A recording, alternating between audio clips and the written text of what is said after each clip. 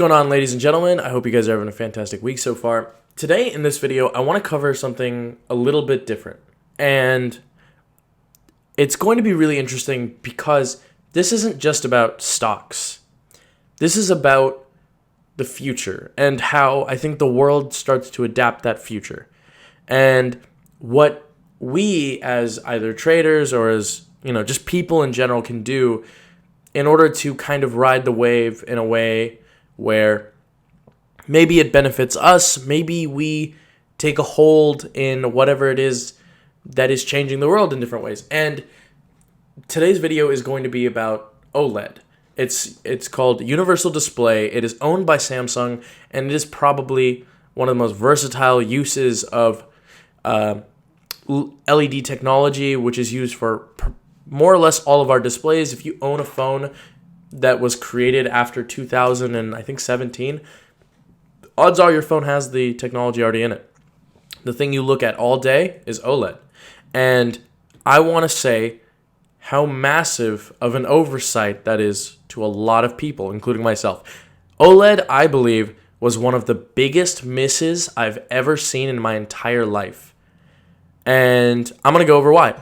So, firstly, there's actually a video by a YouTuber named Nerdwriter1. But what he does is he covers he does video essays over lots of different topics, whether it's poetry, movies, art, modern day times, behavior, speech, everything. So, one of his videos that became very popular in September of 2017, reaching, as of now, it has almost about 2 million views, and it covers a very interesting topic about monopoly. Not really monopoly per se, but how Samsung has one.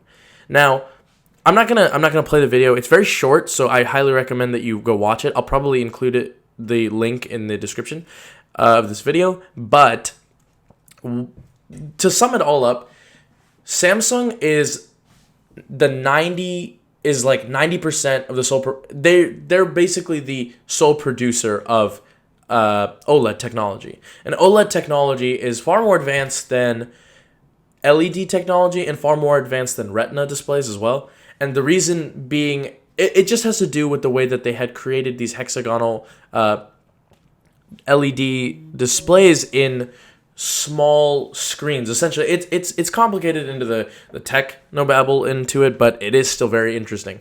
Anyway, we know a few things. And one of those things is Samsung is a massive company, and so is Apple. Apple is officially, as of that right now, it's $1 trillion company. Now, with that information, if you were to say no, that hey, this company creates body styles for Apple's phones or whatever, and they just opened, no one really knows about them yet, but they basically make every single body Apple's ever needed, or every chip or every battery, whatever it is owned, it's a piece of this massive $1 trillion company. Would you invest in it? And that's, more of that's the question to ask. That is, I think, the question to ask. You want to know whether or not you would get into something like this. Ultimately, for me, the answer was yes. I should have. And I did. When I was around 18 years old, that was when my first option I'd ever touched was actually an OLED option. And it made me like $300 right off the bat. But, after that, I thoroughly cleaned out that account. But, as I say, first one's free. So I still want to go into this because for a lot of people, myself mostly, and, many others who didn't really pay attention to it, OLED was a massive investment opportunity, especially trading around 2017. Here we have OLED, and what we see is that around November, it started to take off, and then we peaked. We hit an all-time high for that time at least, on January of 2018. But with all of this, you had a little bit of time to think about when maybe this OLED stuff would start taking off. For example, Apple releases their information or their new products on September 10th typically, and typically you have small details of information available earlier in the month. So usually around, I think, May or March is when you really hear some information. Hey, they're going to include maybe wireless headphones or whatever the hell that they do. You get a whiff of it first. OLED was one of those things that did come out during that time. OLED has existed since 2013. Samsung had implemented it into their smart TVs, and since then, I mean, we saw this huge uprise, and this is what I'm kind of referring to, this movement right here, because I mean, obviously, a lot of this was predicated on their earnings, and their earnings was really, really like well done at that point. But one of the things that you could think about around this point is, okay, hey, so Apple has really taken to this. They have a monopoly. Samsung has a monopoly, so the only person making this is more or less Samsung. They produce 90% of them, and so yeah, it would continue on a trend. And then, this drop off, I actually don't have a direct explanation for why this happened necessarily. But I do know that this was a way to think about it. This move and change was really something. And I didn't even trade it in 2017. I had known about it and I didn't touch it. I didn't touch it at that time. But later, back in 2018, which is where I actually did, I think, touch my first option, is when I saw that OLED had some, like, I referred back to my knowledge about how I thought about OLED, and it made me quite a bit of money on that time. Obviously, though, once I first touched options, I didn't really know anything about them. So I made like a couple $100. My percent change was probably like 200-300%, which I thought was crazy because I was doing penny stocks and stuff like that, some bullshit. But most of the time, most of my time was spent morally on economics, and then later started to see, okay, the implementation of it. But honestly, what I did doesn't really matter. But then you want to think about how these larger companies are starting to take them in, and this, I believe, was that as these earnings, as the dividends payouts were starting to give you a positive sentiment regarding the stock, these kind of run-ups with how the fact that more or less until there is a new solution, until there is a new type of screen, which they're slowly being unveiled, like Apple is starting to use less expensive technology, stuff like that. So that's something you definitely want to look into is what is the market share, what is the market penetration, how constant is this penetration, what is there room for growth? That's what the point of companies is all about, right? So if the company can grow, then you want to take it. If it can't grow, then why would you invest in it? And this is thinking from more of an investment standpoint. However, disregarding all of that, what you want to notice is that there were enough catalysts to give this thing quite a bit of propellant. Yeah, you could have predicted maybe, if you really look at it from September to here, you could not have predicted a nearly 100% move in the stock, right? That was not something you could have done. And then additionally, in 2019, once again, when it actually started moving in that way again, you couldn't have predicted 200%. There's just no way. You can't see that.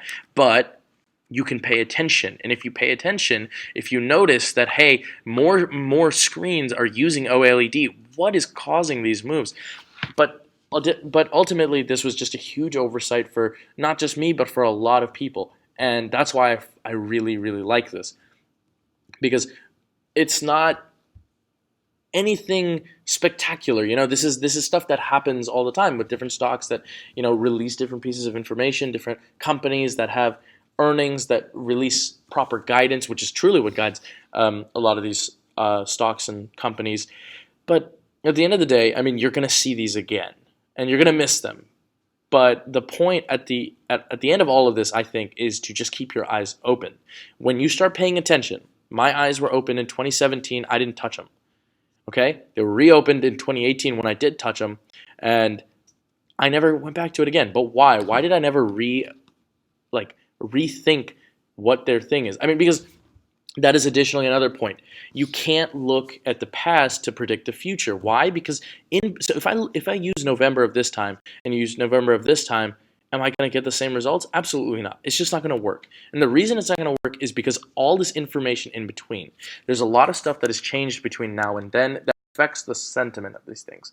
But that doesn't matter. That is what all of this is anyway. That is what your goal is to do. That's what my goal is to do, is to figure out how things are being perceived and to what extent I should execute something on them. How should I consider it? How should I consider that, how can I take advantage of it ultimately? And these are some of these things. So you pay attention to quality, you pay attention to what's going on here. Samsung started again in August 2013, so technology started coming out, and now it's still coming out. What about these new foldable displays? They also use a similar type of OLED. So is this here to stay for a bit? Maybe. I mean, pay attention, do the research, get your fundamentals down, and then it'll start to make a little bit more sense. But this was a very good fundamental play. You could have played it fundamentally on everything you know about the company, which is they're 90%, they have no competitors, and two of the biggest companies, and then some, now more companies are using this material. They have the monopoly, they set the price. Of course it's going to do something in some manner. And that is your goal to figure out is when is this going to happen? I mean, I could, at some level, you could maybe guess like, hey, so during these times, no production is going on. They're not making sales, they're not making deals. So during these quarters, they do terribly, and then they tank, and it requires this additional research, which I intend to do. So I will definitely come back with a more detailed understanding of why OLED had behaved in certain ways that it did. But and this is one of many. There are many stocks that I think behave like this that you want to think about. Netflix is definitely one of them. Speaking of Netflix, they have their earnings coming up very soon, so you want to keep your eyes on that too. You had a big move up to that, so maybe the move won't be as big as expected anymore, because usually whenever I see this type of move, it's usually over, what is it? It's not as, it doesn't react to the same way. The IV is a lot stronger than the actual move. So, these are things to pay attention to though, right? I mean, is Netflix going to keep taking off? What about their market penetration? Are they growing? The point of a company the point of investing into it, at least, is growth, right? If the company isn't growing, why would you still keep putting your money into it? And ultimately, that is that. That is what I think is the guiding factor here. What do you stand to benefit by putting in your capital and your capital with these types of companies? Do you have growth potential? Those types of things. And that's more of an investment standpoint, obviously. I mean, there are ways to play these. I mean, OLED, if you just bought a single debit spread and set it up in any specific way for some, even out of the money price target, even in the money price target, whatever it is, you would have made so much on that. And that is why you pay attention, is because if you pay attention enough times, you'll start seeing enough moves that you really do want to take. So don't chase them, This Netflix earnings play, I'll play it, but I'm not going to chase it. If it doesn't work, it doesn't work, and there's nothing I can really do about it. But if I get some information out of that earnings call that says, hey, this stock actually has some serious potential for growth in the coming future, hell yeah, 420 for Netflix. I mean, honestly. And that's the way you should be thinking about it. Anyway, I think that is enough of me going off on this. Seriously, do your research on this kind of stuff. Pay attention. Eyes up. Why is Apple all-time highs? Why is it pushing up the market like crazy? I don't know. I want to know, so I got to figure that out now. So that's my new goal. Watch this video. Highly recommended. Nerdwriter 1. It's super easy to find. So thanks for watching.